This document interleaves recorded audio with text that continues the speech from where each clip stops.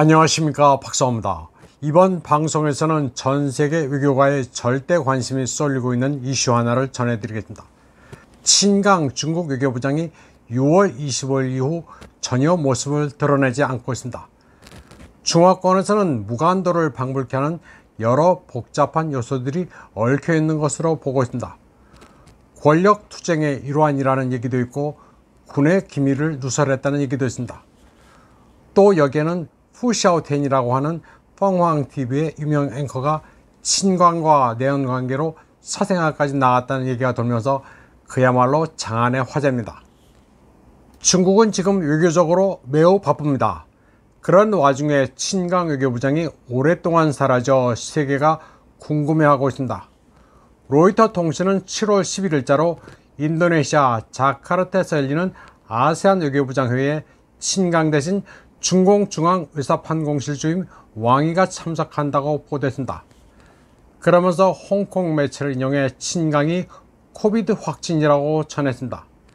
실제로 13일부터 열린 아세안 외무장관 회담에는 친강 대신 왕이가 참석했습니다. 이에 앞서 7월 11일부터 열린 아세안 안보회의에도 왕이가 참석해 블링컨과 만났습니다. 다른 나라 카운터파트가 외교부장인데 중국이 친강 대신 왕이를 내보낸 것입니다. 중국은 중요한 회담이라 그렇다고 말하고 있는데 원로에 속하는 왕이가 나설 군번은 아닙니다. 보통 코비드에 확진돼도 열흘, 길어야 보름인데 친강은 나타나지 않고 있습니다. 게다가 정작 중국 외교부 홈페이지에는 친강의 확진 정보는 없습니다. 떠도는 이야기로는 친강이 기밀 누설 혐의로 기율 검사위에 체포돼 조사를 받고 있다고 합니다. 토니 블링컨이 방중에 스파이 본론건에 대해 너무나도 자세히 알고 있어 중국 측이 놀랐다고 하는데 그 기밀을 누설한 게 친강이란 스토리입니다. 스파이 본론은 중국 로켓군이 미국을 깜짝 놀라게 해줌으로써 시진핑에게 잘 보이려 기획한 것으로 알려지고 있습니다. 그런데 블링컨이 방중에 중국 로켓군에 대해 조목조목 따졌을 때 로켓군의 위치, 병력, 장비, 교리 등을 다 파악하고 있었다고 합니다. 미 공군대학 중국항천연구소의 보고서를 보면 아주 일목요연한데 미군이 이 보고서를 작성한 시점이 친강의 미 대사 재직기간과 딱 일치합니다. 이와 관련해 뉴욕타임즈 베이징지국 중국문제연구소에 근무했던 짜오옌도 같은 주장을 하고 있습니다. 그런데 흥미로운 것은 중국 로켓군의 기밀이 미국에 흘러들어갔다는 사실을 블라디미르 푸틴 러시아 대통령이 먼저 파악해 중국에 귀뜸해줬다고 주장하는 이도 있습니다. 친강이 미국 측에 매수당했으니 빨리 조치를 하라고 통보해줬다는 것입니다.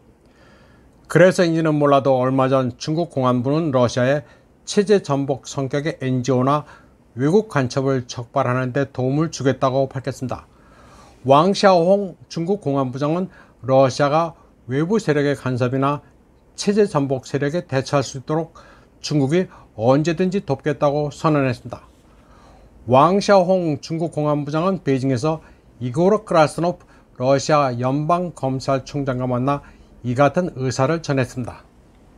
친강 스토리에는 미모의 여성도 있습니다. 펑황TV의 푸샤오텐이라는 여성입니다. 그녀는 펑황TV에서 명사를 인터뷰하는 풍운대화라는 프로그램을 통해 줌이 대사했던 친강을 소개한 적이 있습니다.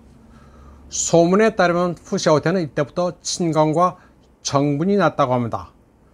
푸샤오텐은 4월 10일 LA에서 워싱턴 DC로 향하는 비행기를 탔습니다. 그리고 지난번에는 봄비가 내리고 벚꽃이 만발한 DC를 취재차 갔지만 이번에는 아이와 함께 그 일을 보러 간다고 소셜미디어에 올렸습니다. 물론 친자 유전자 검사를 한 것은 아니니 누구의 아이인지는 확실치 않습니다. 그런데 대략 친강을 인터뷰한 시기와 아이의 모습을 보면 여러 생각을 하게 만듭니다. 푸샤오텐은 그런데 유부녀입니다. 그녀의 남편은 상하이를 무대로 중국 각지에서 금융, 부동산, 유통업을 크게 하는 슈버펑이란 기업인입니다. 위상 집단의 CEO인데 본사가 상하이 루자주위에 있습니다.